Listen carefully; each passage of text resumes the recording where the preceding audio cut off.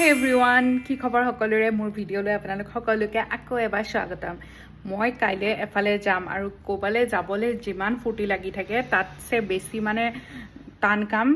ফুৰিবলৈ যাওঁতে কি আউটফিট মানে কি ভৰাম কি কৰিম তাত ওয়েদাৰটো কেনেকুৱা হ'ব হেমতে মানে সব ডিসাইড কৰি ভৰুৱাটো মানে চুজ কৰাটো এটা ডাঙৰ প্ৰবলেম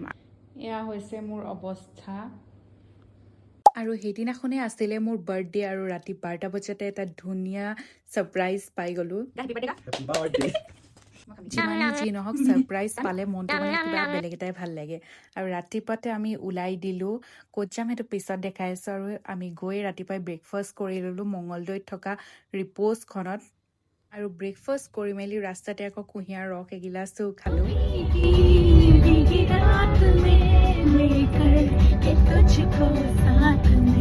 আৰু মই ক'ত যাম আৰু কি কৰিম সেয়া চব দেখাই থাকিম চাবলৈ নাপাহৰিব নেক্সট ভিডিঅ'টোত আজিলৈ মানে বাই